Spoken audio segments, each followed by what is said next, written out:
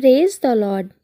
आज हम बात करेंगे आत्मा और शरीर के विषय में। ये दोनों आपस में कैसे रहते हैं और इनका आपस में क्या तालमेल है। पवित्र आत्मा द्वारा संचालन कैसे होता है। जब आप मसीह में आ जाते हैं तो आपका आत्मा जो है वो किस तरीके से कार्य करता है, आपको पवित्र आत्मा किस तरीके से कार्य करता है आपके अंदर। आज हम इसके बारे में पढ़ेंगे और साथ में सुनेंगे भी और समझने की कोशिश भी करेंगे कि बाइबल यानी कि परमेश्वर का वचन आपको इसके बारे में क्या बताता है।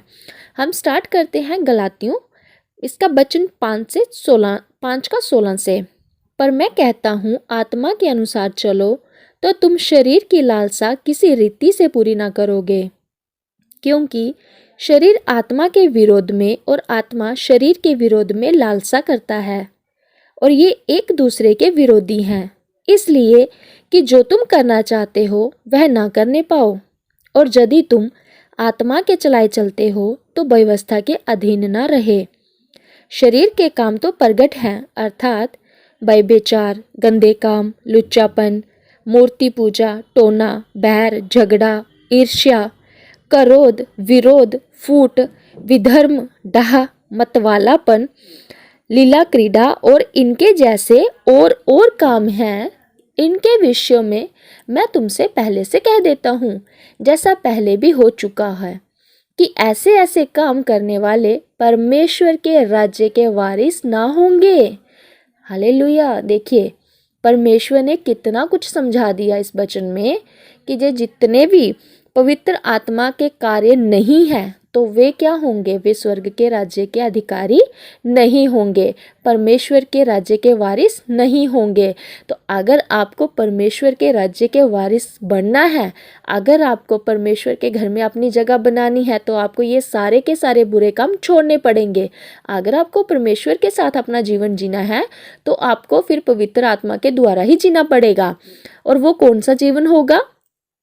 पर आत्मा का फल प्रेम, आनंद, शांति, धीरज, कृपा, भलाई, विश्वास, नम्रता और संयम है।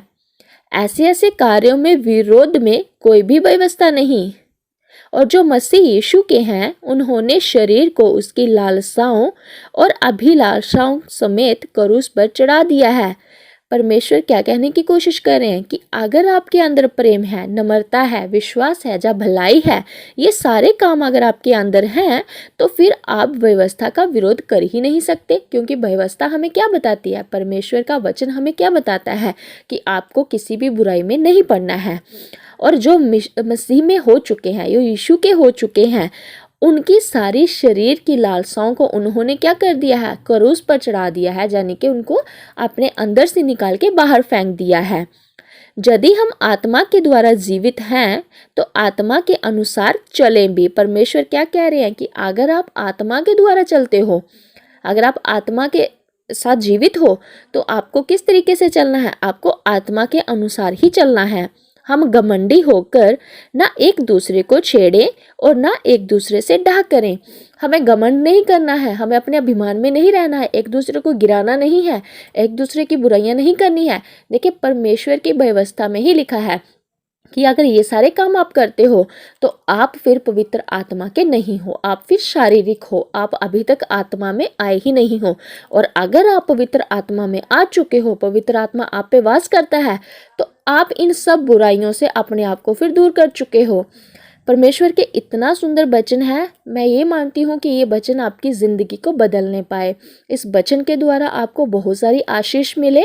जो भी अभी तक अपने आप को जान नहीं पाए थे, पहचान नहीं पाए थे, मसीह जीवन में रहते हुए भी वो अभी तक शारीरिक रीति से चल रहे थे, वही बुराइयां कर रहे थे, वापस वही पाप कर रहे थे, तो ये वचन आप लोगों के लिए है।